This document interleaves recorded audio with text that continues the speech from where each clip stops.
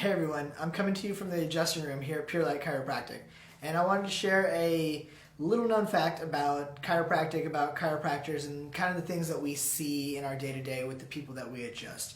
The main thing that I want to share right now is that we recognize that the patterns in your life are what we are seeing in your spine. The patterns that we're seeing in your spine reflect what is going on in your daily life. That's another way to say that. And one of the biggest patterns that I see that I want to talk to you about today is instability of the pelvis. And so when I find that someone is unstable in their pelvis, that means that their pelvis isn't holding them upright. Their pelvis is almost a little bit shaky, a little wobbly, a little over flexible, and their whole body becomes overly wobbly and flexible in that way, and it takes a toll. It takes a toll. I like to look at it this way and say the pelvis is the foundation for the spine. The pelvis is like the foundation for a building, and the building above it, the spine, is going to do whatever the foundation does. So if that foundation is a little bit wobbly, then the tower, the building above it, is going to be waving back and forth a little bit. That's what happens with your spine.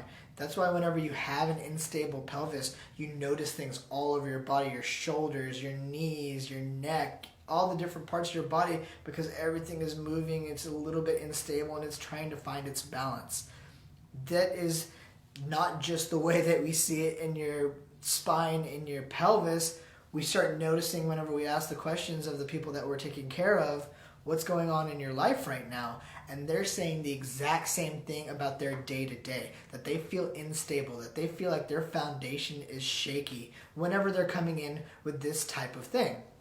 And a lot of times it's in the moments that there is an insecurity or there is an unknown and there is factors that are out of our control that we see these patterns showing up more often with more people than the average amount that you would see. And this is why I wanted to share this video, this concept with you, because right now we're in a space where we don't know exactly where we are, we don't know exactly where we're going, and there may be a lot of people out there who feel like their foundation is a little bit shaky right now.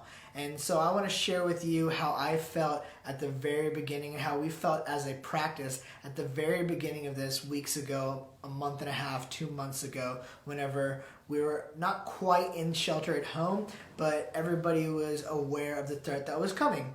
And so as a practice, we were open for a week, 2 weeks of this time where we weren't exactly sure how we were going to proceed. And these were two of the most exhausting weeks that I've ever had in practice, because I didn't know what the next day was going to bring. I didn't know what the next week was going to bring. I was waiting for a mandate. I was waiting for the federal government or the state government or the city government or even the chiropractic board to tell us this is what you should do.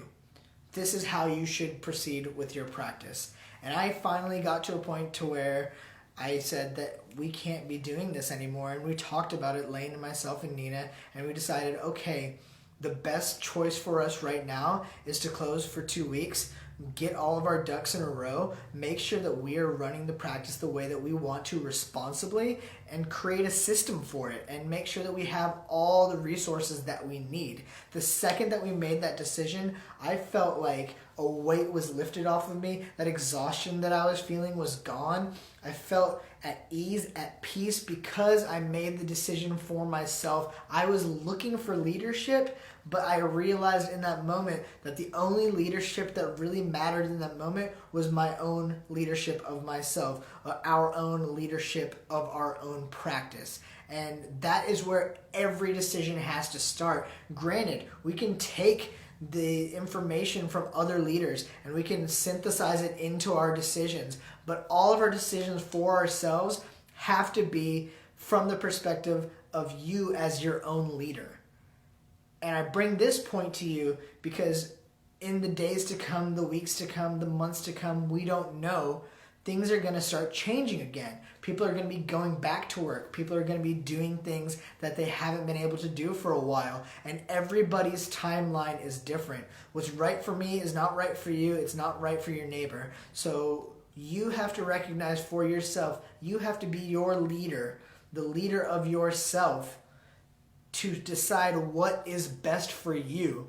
and going back to work and going back to life as usual. Because it may be, if we opened up tomorrow, that you go hit the ground running tomorrow. It may be that you take your time and you decide what makes you feel safe, what makes you feel at peace, what makes you feel like you are doing the right thing for yourself and everybody around you.